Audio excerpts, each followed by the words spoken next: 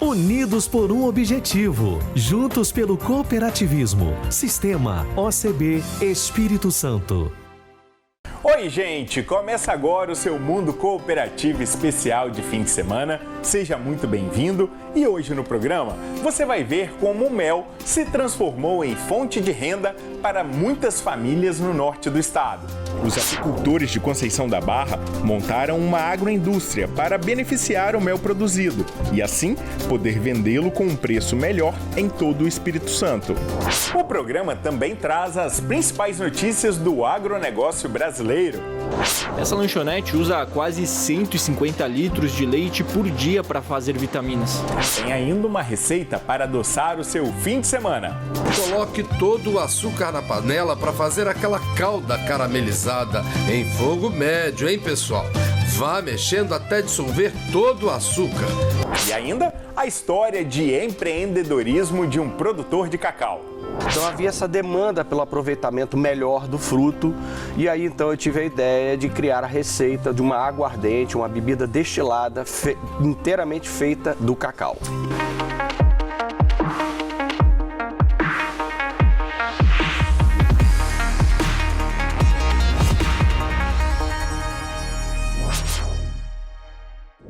A apicultura é uma atividade essencial para o equilíbrio e a sustentabilidade do meio ambiente. As abelhas respondem por cerca de 80% da polinização dos vegetais, contribuindo assim de forma eficaz para a diminuição da degradação da natureza. No Espírito Santo, um grupo de apicultores conseguiu, por meio da criação de abelhas, melhorar de vida e aumentar a renda de suas famílias. Um alimento sagrado. Docinho, viscoso, amarelado, o mel é uma obra-prima da natureza. Fruto do trabalho das abelhas. Ao longo dos anos, o homem conseguiu domesticá-las, aumentar a produção de mel sem causar danos às colmeias e transformar essa atividade numa profissão, a apicultura. A China é o país que mais produz mel no mundo, responsável por quase 30% de toda a produção mundial. O Brasil é o 11º, com uma produção próxima de 41 mil toneladas. Rio Grande do Sul, Paraná, Piauí, São Paulo e Minas Gerais são os maiores produtores brasileiros de mel, mas a atividade vem se desenvolvendo também em outras regiões do país. No Espírito Santo existem 1.200 apicultores. Juntos, eles produzem por ano 1.000 toneladas de mel, o que dá uma média de 25 a 30 quilos por colmeia. A apicultura é desenvolvida em 17 municípios capixabas, mas em um deles ela vem se destacando com mais força. Conceição da Barra, na divisa com a Bahia. Por lá, comunidades tradicionais formadas por quilombolas, pescadores e assentados têm melhorado de vida e aumentado a renda por meio da produção de mel. Bom, o projeto de apicultura em Conceição da Barra, quando a gente começou a trabalhar com a turma, era em 2014. Já se passaram uns 4, 5 anos e realmente foi um processo de crescimento. No primeiro a gente organizou o grupo e essa parte técnica de produção de mel em campo, como fazer, isso foi um trabalho passo a passo. Primeiro nós fizemos a gente chama isso de capacitação básico, para ter o conhecimento básico de apicultura, como que mexer com abelha, caixa de abelha, macacão, todos esses equipamentos, conhecer melhor a forma de extração de mel, isso tudo na fase inicial. Um repasse foi feito e depois, a parte acho que é mais interessante, é mais amadurecedora do grupo, que quando amadureceu, essa parte de acompanhamento técnico mensal. Aí aplicar o conhecimento em campo. Eu acho que isso foi o grande ganho da turma, que eles pegaram muito bem essa questão de na sala de aula, que a gente veja com o produtor rural, na sala de aula é uma coisa, mas aplicar o conhecimento no campo é totalmente diferente. O potencial do nosso município para a apicultura é muito grande. Nós temos eucalipto, nós temos café, nós temos o mangue aqui e uma nativa bem diversa, né, dentro do nosso município. Então a ideia, a princípio, foi unir, né, as pessoas, né, interessadas para que a gente formalizasse uma entidade onde que nós conseguimos, através dessa entidade, buscar recursos, parcerias, para que a gente consiga caminhar com essa atividade aqui no município. O mangue e as abelhas. Quem poderia imaginar que essa combinação iria dar certo? Mas deu. A Associação de Apicultores Barrense é o resultado da parceria, do engajamento e do apoio da comunidade e de instituições públicas e privadas. A parceria com os apicultores aqui em Conceição da Barra, ela é até anterior à formação da associação, da APIB, né, da Associação de Apicultores Barrense. Essa parceria ela começa há mais de 10 anos, né, com um programa que a empresa tinha chamado Apicultura Solidária, que foi o primeiro pontapé que previa assistência técnica, previa kits de apicultura básica, foi o primeiro pontapé da atividade apícola aqui no norte do estado. E a partir desse processo, a gente sempre manteve um relacionamento com os apicultores, entendendo a apicultura enquanto uma forma muito interessante da gente conseguir validar o nosso pensamento da floresta enquanto não só o fornecimento da madeira enquanto valor, mas também os outros usos, né? O que a gente chama de uso múltiplo da floresta. Então a apicultura é um uso que ele tem um benefício ambiental e também o benefício social.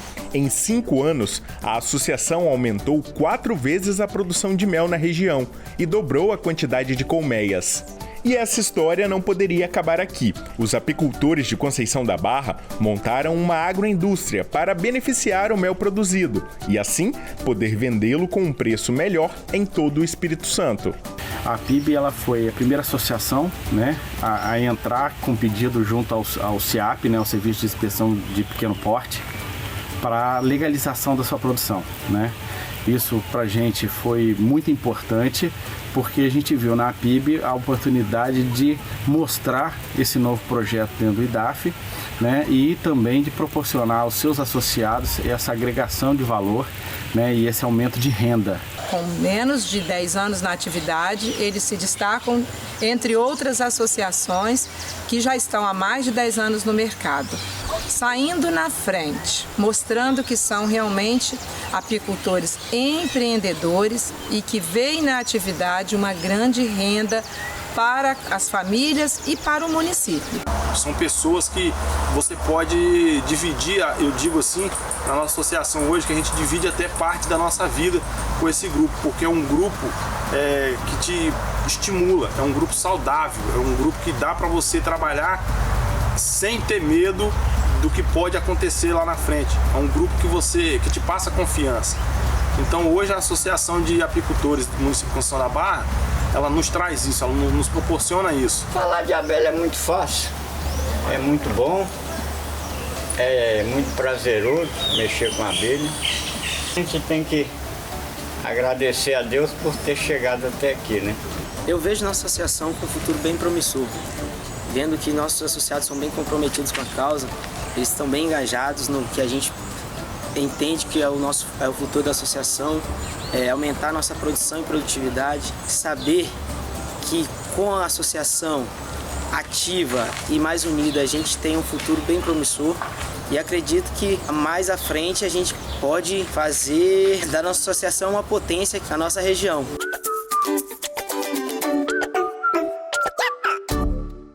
Intervalo, seu mundo cooperativo especial de fim de semana volta já.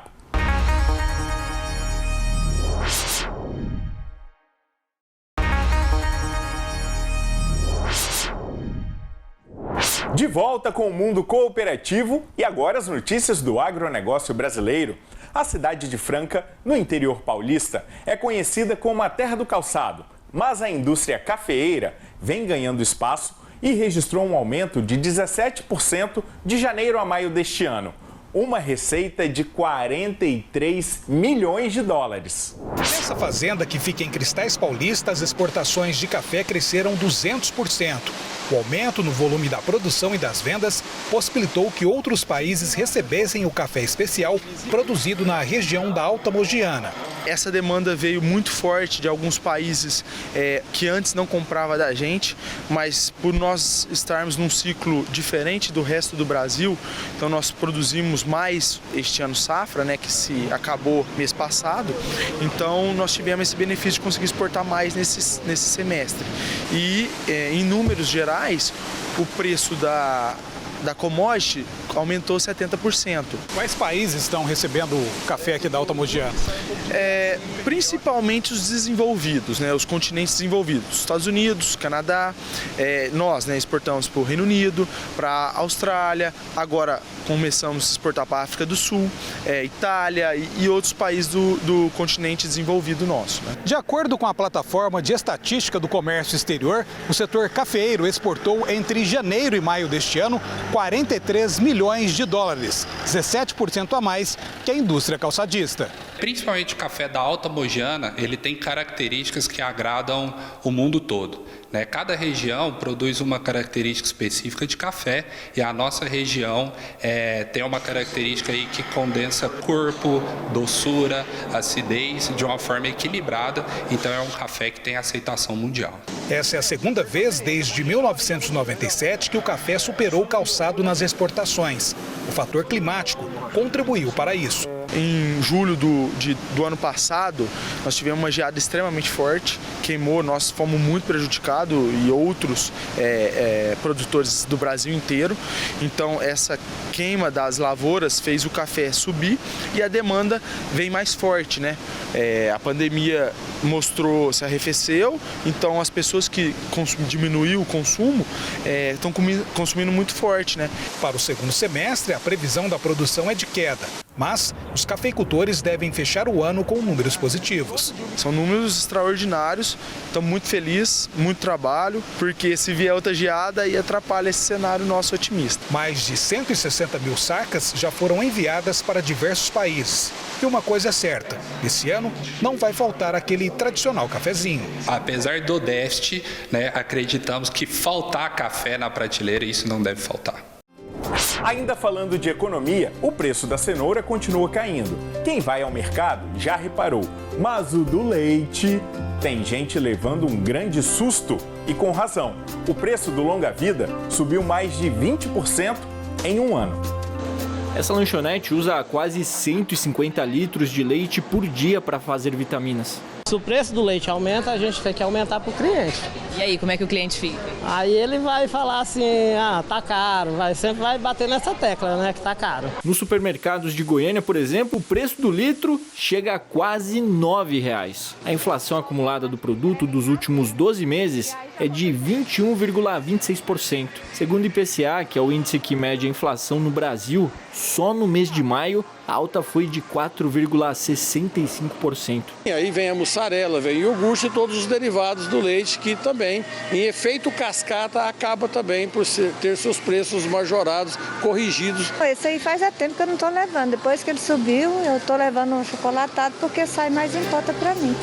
A estiagem tem prejudicado a situação do Rio Paraíba do Sul, em Campos dos Goitacazes, no Rio de Janeiro. O rio chegou aos 70 metros cúbicos por segundo na saída da bacia.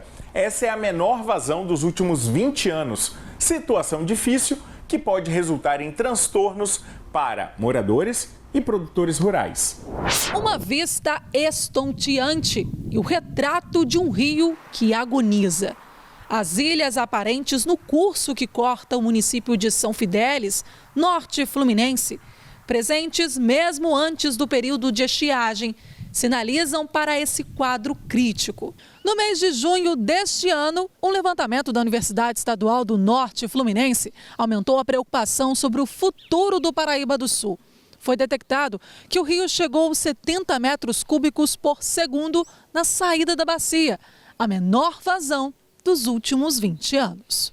A análise é feita nesta área em Campos dos Goitacazes. A régua do rio, atualmente, aponta para 5 metros e 16 centímetros. Inclusive, nós achamos tão baixa e nós medimos mais de uma vez para confirmar.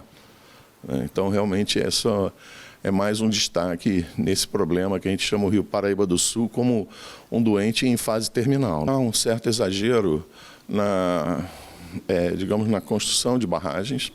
Existe uma previsão de aumento desse número de barragens e, obviamente, o uso de água do Rio Paraíba do Sul, né, em desvio para o Grande Rio, que também acaba comprometendo, né? Porque parte daquela água não é sequer usada no abastecimento. Uma parcela grande da água que é desviada para o Grande Rio, ela é despejada na Baía de Sepetiba. O reflorestamento da mata ciliar é uma das ações urgentes, como forma de aumentar o tempo de residência da água no solo. O tempo de residência da água no solo com vegetação de mata, ele é muito superior à de pastagem. E a nossa bacia de drenagem, hoje, eles têm aproximadamente 75% de pastagem. E muitas delas são pastagens abandonadas, não são pastagens que têm sido utilizadas pelos proprietários para a criação de gado ou qualquer outro tipo de animal. Nos mercados, a dona de casa já percebeu que a carne de porco está um pouco mais em conta. É que a exportação não correspondeu à expectativa dos produtores. Com isso, os preços tiveram uma queda para o nosso consumo interno. No restaurante da Dona Celi, a carne suína sempre teve lugar no cardápio, mas nos últimos tempos passou a ocupar mais espaço. A costelinha de porco é destaque ao lado da feijoada. Eu venho adicionando vários pratos dia a dia e alguns têm se destacado bastante, têm tido uma boa aceitação. Neste supermercado em Florianópolis, a carne de porco varia de R$ 23 a R$ 28 o quilo, bem mais barato que a carne bovina. É uma ótima alternativa, realmente a gente lá em casa sempre compra. Com a inflação, alguns alimentos praticamente sumiram da mesa dos brasileiros. Já a carne suína teve queda de preço nos últimos 12 meses e acabou se tornando uma alternativa mais em conta para as famílias. Segundo dados do IBGE, o preço da carne de porco caiu 5,52%, enquanto a carne bovina teve aumento de 7,35% e a de frango subiu 20,26% nos últimos 12 meses. Com o preço mais acessível, o consumo médio de carne suína pelo brasileiro cresceu de 16,9 para 18 quilos por ano. Eu gosto de carne de porco, carne gorda, torresmo. Mais um intervalo aqui no programa. Na volta tem uma receita para adoçar o seu fim de semana.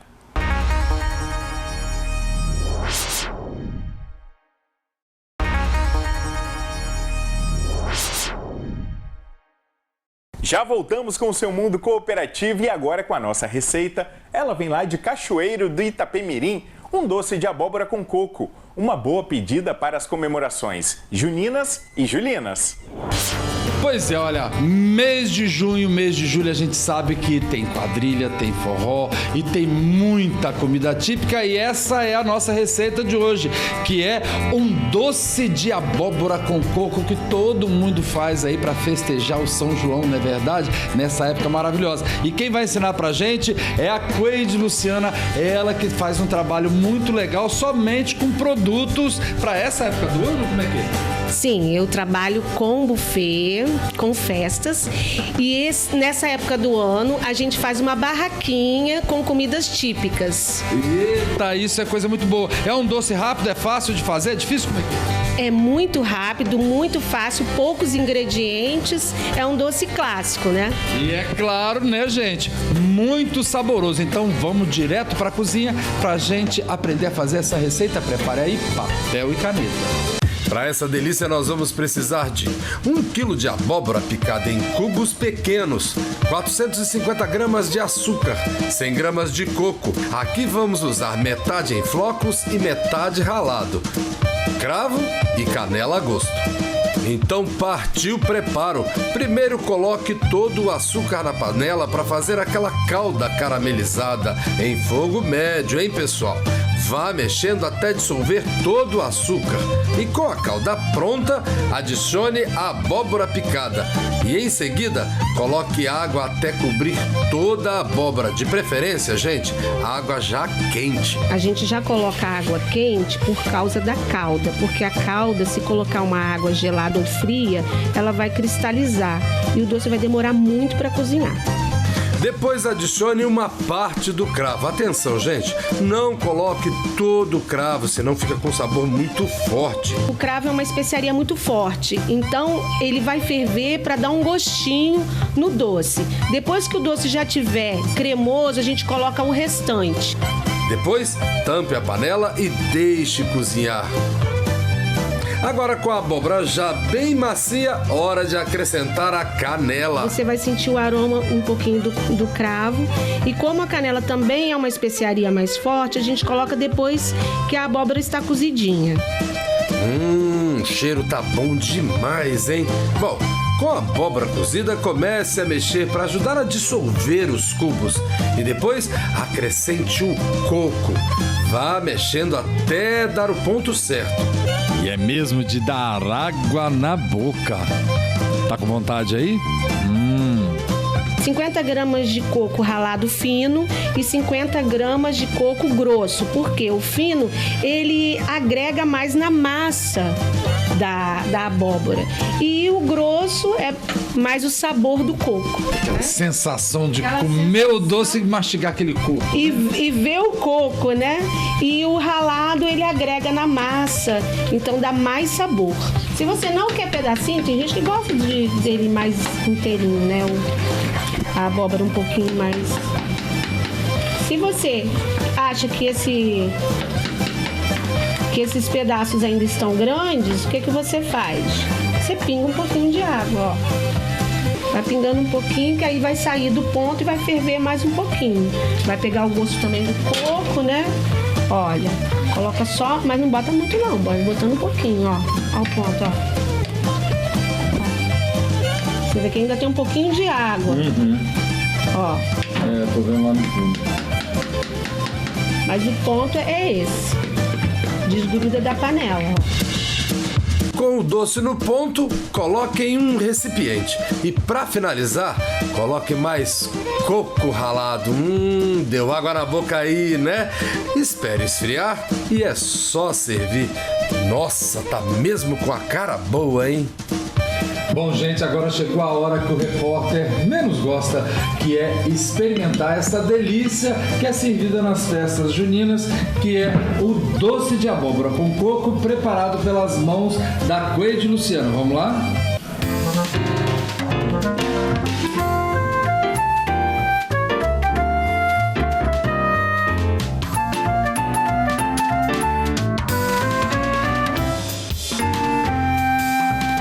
Você já ouviu dizer que as melhores invenções nascem da necessidade? Esta frase serve muito bem para um produtor rural de Ribeirão Preto, no interior de São Paulo. Ele já inventou e construiu até um trator. É na oficina, na propriedade rural, que seu Max passa horas do dia e sempre tem uma nova invenção. Que tal uma moto que dá marcha ré e consegue puxar um carro?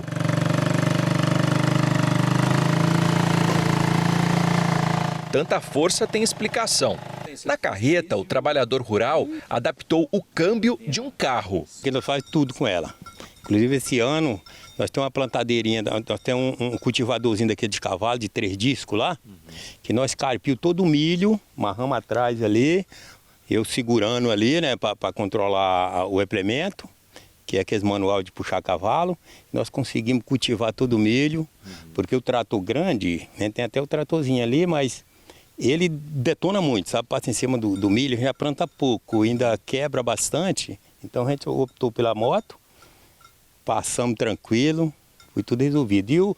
E o mais, apanha milho, pega cana para picar para os animais, puxa areia, puxa, quando a gente tinha forno, que não tem mais, puxava lenha para fazer carvão. Ajuda muito. Oh, muito mesmo. Esse trator também é feito pelo professor Pardal de São Simão. É movido a gasolina e junta o motor de moto com câmbio de Fusca.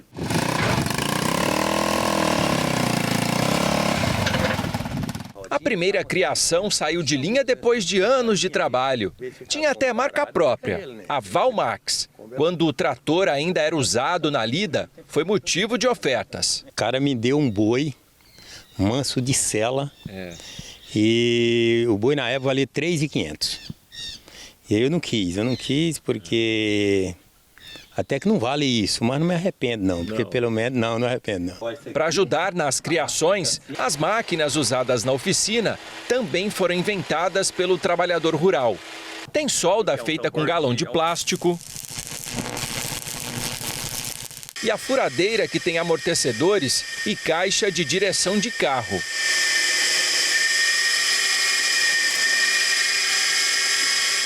Seu Max, se fosse numa furadeira convencional, né, o que teria no lugar ou o que tem no lugar desses amortecedores?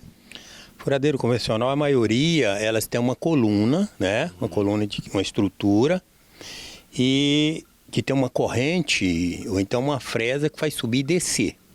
Então, os amortecedor está servindo de coluna, né, para dar estabilidade, para ela firmar. E aí, para subir e descer, a gente usou uma caixa de direção de carro, né? Para poder que faz o movimento de subir ela e descer para baixo, né? Até a casa no assentamento rural, onde mora com a família, foi o seu Max que ergueu. O mineiro de 65 anos sente orgulho de tudo que fez e diz que foi a maneira encontrada para driblar as necessidades. Vontade de trabalho a gente tem, né? O recurso era difícil. Eu me aposentei agora, o ano passado, né? E já vem lutando agora, a gente já compramos alguma máquina, mas tudo aqui foi por necessidade. Porque o mineiro é daquele jeito, né? Quando ele quer fazer, ele faz, né? Você viu que o mineiro vinha de lá, vinha para São Paulo a pé, né? Quando quer fazer, é igual a gente aqui. A gente quer fazer, a gente inventa uma coisa, inventa outra. Agora, preste atenção nessa história. Uma senhorinha, trabalhadora rural desde os 6 anos de idade, se emocionou ao receber a notícia de que a tão esperada aposentadoria saiu. Ela mora em uma comunidade quilombola e vai juntar um dinheiro para realizar um sonho: comprar um boi. Foi por um bom motivo que esse vídeo viralizou, viu? O sorriso largo de uma trabalhadora de 55 anos, mãe de família e agora oficialmente aposentada, alcançou mais de 130 mil visualizações em uma rede social. A reação de Ana Maria Mendes Oliveira tocou inclusive o coração de muita gente. É que para uma mulher como ela, que desde os 6 anos de idade já ajudava os pais no plantio e na colheita de mandiocas, conseguir a tão esperada aposentadoria foi um feito, sem dúvida, para lá de emocionante. Naquele momento que eu recebi essa surpresa, que eu vibrei, que a minha filha correu, que nós se abracemos, que eu corri para cima dele, do senhor Alexandre, e abracei aquilo ali, porque eu senti que eu nasci de novo.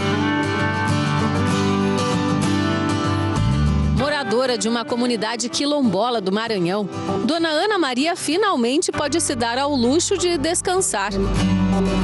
Foram anos sonhando com esse benefício, que ela só soube que tinha direito depois que uma das filhas consultou um advogado. O servidor da INSS abriu a exigência de novas documentação e como a gente conseguiu fazer isso de forma administrativa, digamos, rápida, apesar de ter demorado em torno de 4 meses, essa foi o motivo da nossa felicidade, que a gente não teve que partir para a justiça. A mais nova aposentada de Apicum-Açu, no interior do Maranhão, recebeu a notícia que a tornou famosa na internet. Mas a realidade da maioria dos casos, quando a ação judicial vai para a Justiça Federal, a decisão leva mais tempo, em média de 4 a 5 anos. Quantas Anas Marias não existem por aí trabalhando em lugares remotos do país, onde nem sempre a informação chega, seja pela dificuldade de acesso ou a ausência de internet. Diferente da aposentadoria urbana para mulheres com uma contribuição mínima de 25 anos e 63 anos de idade, aquelas que exercem algum tipo de atividade rural por pelo menos 15 anos e conseguem comprovar isso, mesmo sem nunca ter tido um registro em carteira, podem e devem lutar pelos seus direitos. Ao todo, são 50 anos na vida no campo, né, Dona Ana Maria? Muito mais que os 15 necessários para esse tipo de aposentadoria. Se ela pretende parar com as atividades de vez, depende.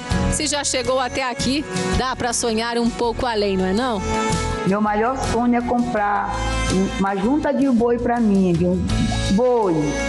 Para mim fazer o quê? Para mim criar, para mim trocar, para mim ir vendo meus animais, porque eu tinha um sonho de ter e nunca tive a oportunidade. Então eu achei que agora eu vou ter que dar meu jeitinho de eu comprar meu animal. O pirarucu é um peixe típico da bacia amazônica, acostumado com as características da região. Mas no Espírito Santo, um pesquisador desenvolveu uma espécie de pirarucu que se adapta bem ao clima e à temperatura de toda a região sudeste. Vamos conhecer? É um gigante que reina absoluto nos rios do norte do Brasil. O pirarucu é um peixe amazônico, ele ocorre na bacia do rio Amazonas, do Orinoco e Tocantins-Araguaia. É uma espécie bastante emblemática, porque é uma espécie que atinge até 3 metros de comprimento total. Existem relatos de pirarucus até com 240 quilos. É uma espécie também muito característica dele a respiração aérea. Ele sobe para respirar regularmente. E é uma espécie também muito apreciada na gastronomia. É uma espécie que não tem espinhos intramusculares e tem uma carne muito apreciada. Quem diria que um peixão desses fosse se adaptar tão bem ao sudeste brasileiro, mais precisamente em São Mateus, no Espírito Santo? Eu fui numa festa agropecuária há 16 anos atrás e vi esse peixe num aquário. Deveria ter uns 12 quilos. Então a coloração dele, aquela lindeza dele me chamou a atenção. Daí em diante eu comecei a dar uma pesquisada na internet, né? E descobri que se tratava de um peixe de excelente qualidade. E fui fazendo os trabalhos que a gente está fazendo aqui hoje para chegar nessa técnica que a gente tem. E a gente sabe que a temperatura nossa aqui entre 16 e 17 graus, para a temperatura da região amazônica tem uma diferença muito grande, que eles lá não têm temperatura menor que 24 graus. Então esse trabalho que nós fizemos aqui na região norte do Espírito Santo é um trabalho diferencial. Hoje nós só trabalhamos com peixe que reproduz aqui. Eu não trago peixe de fora, justamente para fazer esse trabalho de adaptação de genética. Pirarucu com DNA capixaba. Mas alcançar esse resultado não foi fácil. Eu trouxe essas matrizes da Bahia, né? Não era matriz, eu trouxe juvenil na época com 30 centímetros, né?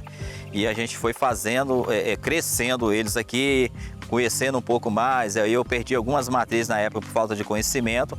Essas matrizes formou um casal de 3.200 filhotes que nasceram na primeira desova que eu tive. Eu consegui salvar um. Depois que começou a nascer mais animais da minha região, eu fui fazendo um cruzamento de genética diferente entre sangues. E aí a gente notou que eles estão se adaptando melhor à nossa região do que os animais que vieram de fora, né? Eles sentiram muito quando a temperatura caiu no inverno. O pirarucu é um peixe, como eu disse, que possui uma respiração aérea, então ele é uma espécie bastante tolerável em quesitos de aquicultura. Por exemplo, diversos estados do Brasil já tem o pirarucu introduzido, como alguns estados do Nordeste, Espírito Santo, Rio de Janeiro, inclusive São Paulo. Apesar disso, é preciso tomar cuidado com relação à tolerância de temperatura. O pirarucu ele não tolera temperaturas inferiores a 16 graus. Olha só o tamanho dos pirarucus da propriedade do Júnior. A criação desses gigantes requer alguns cuidados. Hoje a gente trabalha com duas formas, né, que se chama tanque escavado e tanque suspenso. O tanque suspenso na nossa região sudeste, ele tem que ter várias técnicas para funcionar. Por quê? O tanque escavado com 2, 3 metros de fundura, o próprio ambiente, que é natural, em termos de terra e água, ajuda a segurar um pouquinho a temperatura da água, que ajuda eles. O tanque suspenso, a partir de abril em diante, qualquer frente fria que entra, a água gela. Então a gente tem que ter adaptação com estufa, talvez um aquecedor de ambiente que vai ajudar a segurar a temperatura lá dentro dessa estrutura. Essas orientações a gente passa para todo mundo que precisa, né, fazer a engorda dele, tanto no tanque escavado como no tanque suspenso. Quando entra uma frente fria, dentro da estufa, a gente nem pode pegar água externa para fazer renovação. Tem que ter uma recirculação lá dentro para segurar a temperatura da estrutura e filtragem, né? Mecânica, biológica, então a gente faz esse trabalho aí. Uma das curiosidades da criação do pirarucu em cativeiro é a forma de alimentar os filhotes. Como todo mundo sabe, o pirarucu é um predador, um verdadeiro caçador nos rios da bacia amazônica. Mas aqui foi preciso adaptar esse processo.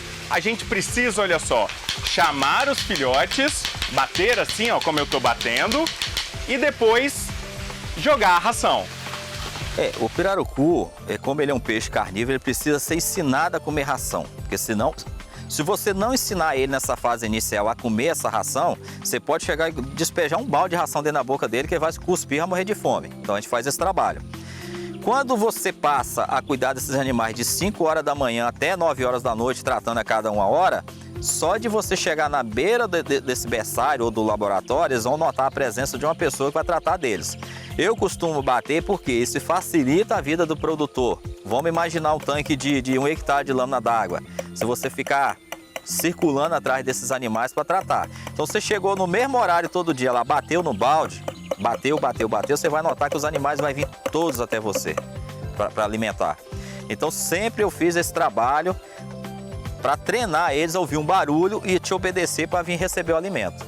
Nos tanques dos pirarucus adultos, o Júnior também cria tilápias, um consórcio que traz bons resultados. Dando essas condições de manejo adequada para eles, a gente viu uma diferença quando a gente trabalha no tanque de terra com peixe forrageiro. O que é peixe forrageiro? É uma tilápia que desova, ele come o filhote da tilápia. Então você faz um consórcio com esses peixes forrageiros mais a ração. Nós notamos um ganho de peso aí acima de 3, 4 quilos do que no tanque suspenso. Porque o tanque suspenso, dificilmente a gente vai ter área para pegar esse alevino do forrageiro lá e lá no tanque suspenso tratar deles. Então a gente faz um trabalho diferente. O produtor me fala, Júnior, eu tenho 1 hectare de lâmina d'água. A gente trabalha esse hectare dele pelo menos 6, 7 meses antes. Deixa o peixe forrageiro desovar à vontade para depois entrar com o juvenil aí acima de 35 centímetros, né, com o tamanho ideal para ele já começar a predar. Isso ajuda na economia com ração e você tem uma qualidade de um peixe melhor em termos de crescimento. Então esse ganho de desovas te ajuda na nutrição dos pirarucu, porque tudo que cabe na boca dele ele vai pegando e vai comendo. Hoje, a criação de alevinos é a principal fonte de renda da propriedade, um negócio que ganhou a internet. O Júnior recebe pedidos de criadores interessados de todo o país. Você digitou piscicultura pirarucu da cidade de São Mateus, Espírito Santo, a gente já tem várias matérias, vários trabalhos que nós fizemos, tem muito conteúdo na nossa página lá. Hoje, graças a Deus, a gente já trabalha com vários estados, né? Pernambuco, Bahia, Minas, Rio, São Paulo, Tocantins, até pessoas de Goiás. Eles interessam no trabalho da gente porque eles vão comprar um peixe de qualidade e com orientação técnica, que é o mais importante. Porque se o produtor não tiver informações e técnicas para cultivar esse peixe, pode ter na certeza que ele vai tomar um prejuízo, porque não é tão fácil igual o pessoal lê na internet. Precisa de orientação técnica. O pirarucu é sim um bom negócio, mas para que ele dê retorno, tem que se dedicar e, acima de tudo, inovar. Aí está o segredo do sucesso. Esse primeiro projeto nosso aqui de São Mateus é para reprodução e alevinagem. O segundo projeto, que a gente já está estudando uma outra propriedade, vai vir em guarda comercial para atender a nossa região, que tem muita gente querendo comer o pirarucu e eu não tenho para atender ainda, mas eu vou ter. Para quem está vendendo o alevino, eu sempre trabalho com a realidade. Eu já tive grupos de empresários de São Paulo que chegou aqui com a mentalidade de fazer uma revenda, aquele detalhe, de esperar o revendedor ir comprar lá, e eu fui honesto com ele. Se você não procurar beneficiar seu produto, que é o pirarucu, lá no final, você não fica no mercado. Porque quem quer comprar para revender, ele quer pagar barato. Lógico, essa é a lei do mercado. Então, se você não beneficiar seu produto, quer vender um produto limpo, que seja o filé, alguma coisa desse tipo, você não consegue ficar no mercado. É essa a realidade do pirarucu. Então, eu não estou aqui para iludir ninguém, né? Ele vai descobrir a minha realidade, vai descobrir a realidade de manejo para ele estar estudando o mercado dele, que isso é importante. Mercado tem, a região sudeste do Brasil quer comer o pirarucu.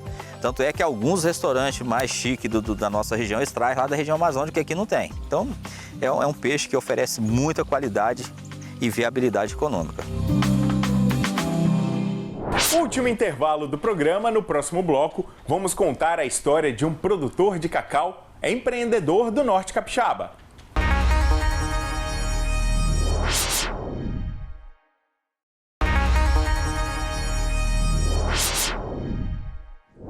Você já viu aqui no mundo cooperativo que do cacau se faz chocolate, se faz nibs, se faz licor, se faz doce.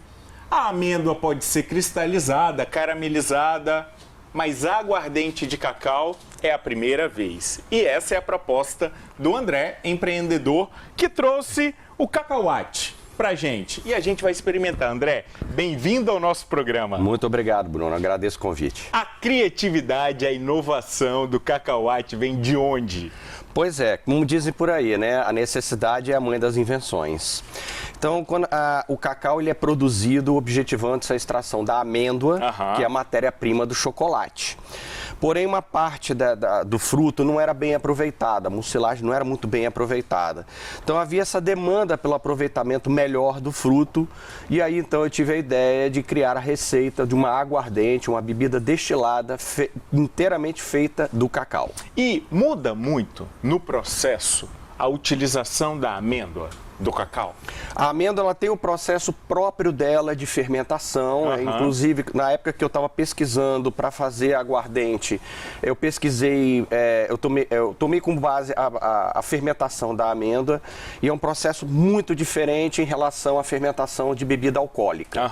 Então eu tive que realmente partir para uma coisa inteiramente nova, sem ter uma ideia de como é que seria, como é que ficaria, né? E lembra um pouco o processo de fermentação da amêndoa para fazer o chocolate ou não tem nada a ver? Não. A fermentação para fazer chocolate tem 3 etapas.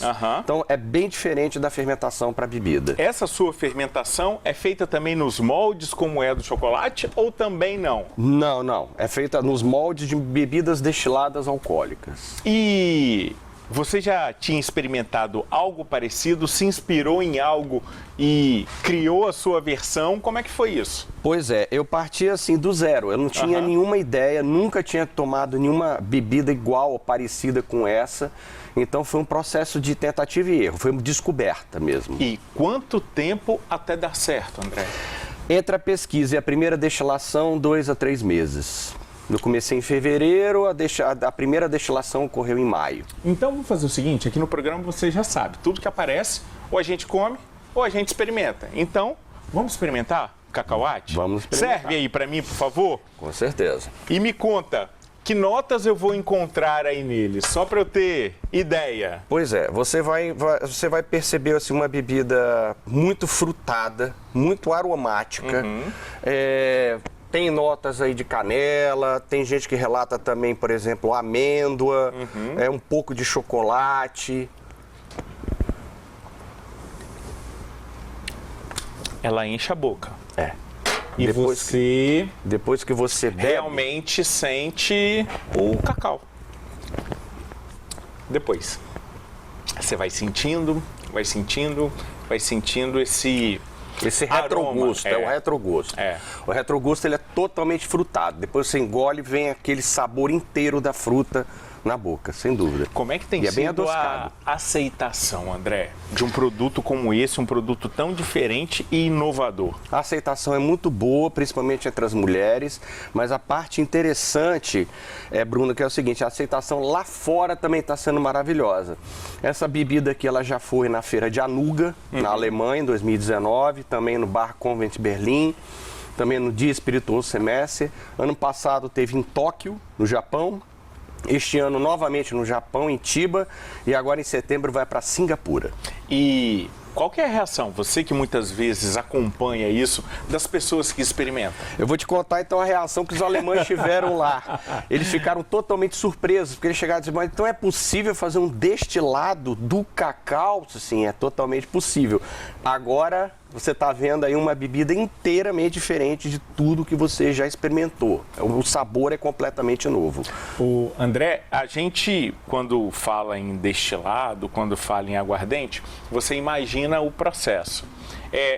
Para você incluir a amêndoa do cacau no processo, ela entra como se fosse durante o processo todo da aguardente ou só entra no final? Não, na verdade a gente não usa amêndoa, a gente usa mucilagem, a mucilagem, polpa. A polpa mesmo? A polpa mesmo, porque ela não era bem aproveitada. A amêndoa ela é totalmente aproveitada para você fazer chocolate.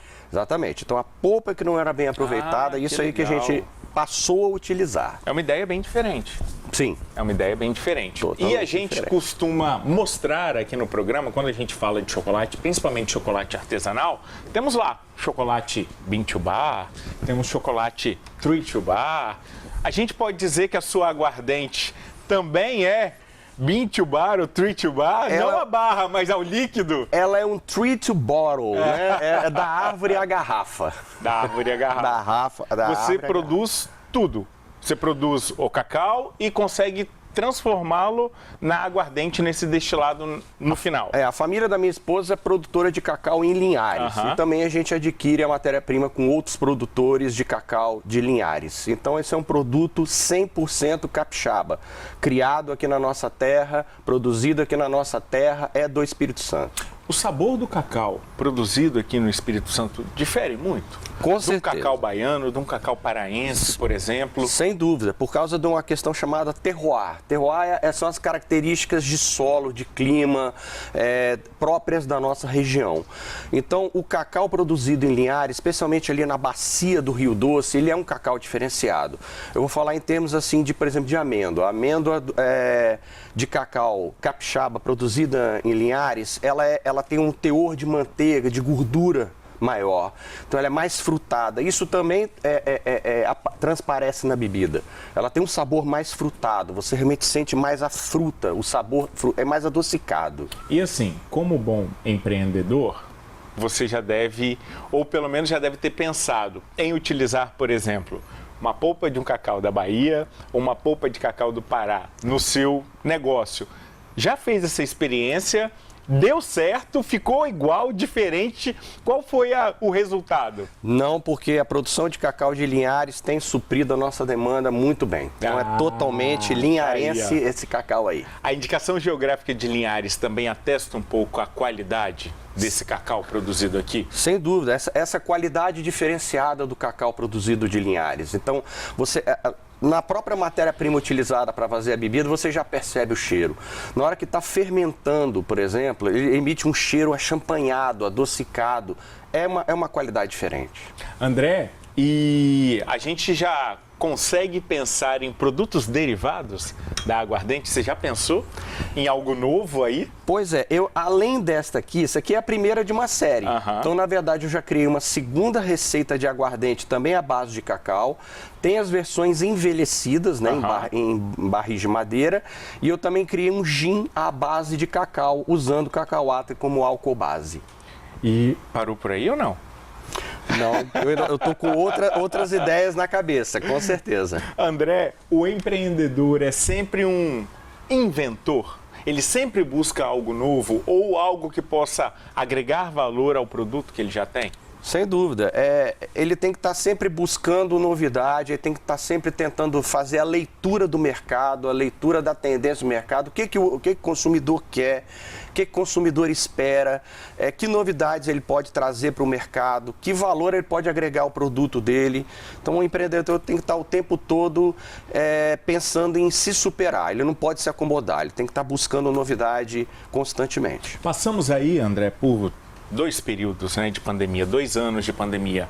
Um período bem mais forte, sem vacina, e esse período em que a doença, podemos dizer, entre aspas, está mais controlada. Como é que a pandemia afetou você? Pois é, principalmente pela questão de bares, restaurantes que fecharam. Então, isso foi logo após o lançamento da bebida, que a bebida foi lançada em novembro de 2019, meses depois estourou a pandemia, então isso segurou muito o potencial de lançamento da bebida. Só que esse ano de 2022 está sendo assim, abrir as comportas, então realmente o mercado estrangeiro, eu já vinha negociando com o mercado estrangeiro, né, com os outros países, na Europa, na Ásia, e agora o mercado nacional também está despertando para a bebida. E agora também é um momento de retomada, com a realização de feiras. Tivemos agora recentemente Feira do Empreendedor, temos Feira da Agricultura Familiar, em que os produtos do agronegócio e do agroturismo brasileiro e capixaba tem essa presença, marca presença e tem essa visibilidade. Isso é muito importante nesse momento, depois disso tudo que vocês passaram? Com certeza, porque é um reencontro entre o produto e o consumidor. Inclusive, deixa eu aproveitar a oportunidade, Bruno, para falar que entre os dias 18 a 21 de agosto, coloca na tua agenda, 18 a 21 de agosto vai ter o Salão do Chocolate em Linhares. É a primeira vez que esse evento vem para o Espírito Santo e será sediado no município de Linhares. Então, compareça lá. O Cacau Atlas vai estar lá, juntamente com outros produtos à base de cacau, chocolate, seus derivados. Vai ter muita coisa boa lá. Pode confirmar a presença.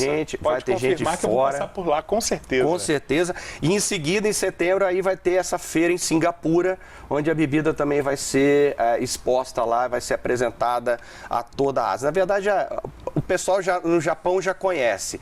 E agora o restante do Sudeste Asiático vai conhecer a aguardente. Vamos fazer o seguinte, a gente vai para Linhares, se encontra lá. Com certeza. E depois você manda um vídeo pra gente lá de fora. Sim, pra gente poder mostrar aqui no programa, combinado? Sem dúvida, vou mostrar a evolução lá da feira lá em Singapura. André, queria agradecer demais a sua vinda aqui, apresentar o Cacauate, parabéns pela iniciativa e a gente precisa cada vez mais de produtos inovadores como esse. Eu que agradeço. E a porta da nossa casa está sempre aberta. Já dando um spoiler para você de casa, Mundo Cooperativo daqui a alguns programas vai estar um pouco diferente, tá? Mas aí a gente já convida o André para voltar. Quem sabe fazer uma transmissão ao vivo lá da Ásia. Lá da Ásia. Quem sabe? Ó, pode ser uma boa, hein? É uma boa. Pode ser uma boa. Então tá, fiquem ligados aí nas novidades do nosso programa, em breve aqui na Record News Espírito Santo e também na TV Sim. Obrigado mais uma vez. Muito obrigado, eu que agradeço a você. O Mundo Cooperativo fica por aqui. Para rever o nosso programa, você já sabe, é só acessar o portal Sim Notícias em sinoticias.com.br ou apontar a câmera do seu celular para esse QR Code que aparece aí na tela. Quer saber um pouquinho dos bastidores das nossas gravações? Então fique ligado nas redes sociais, Instagram e TikTok, no @bpfaustino ou nos nossos canais oficiais, Record News Espírito Santo e TV Sim. Muito obrigado pelo carinho, pela companhia e até o nosso próximo encontro. Até lá! Tchau!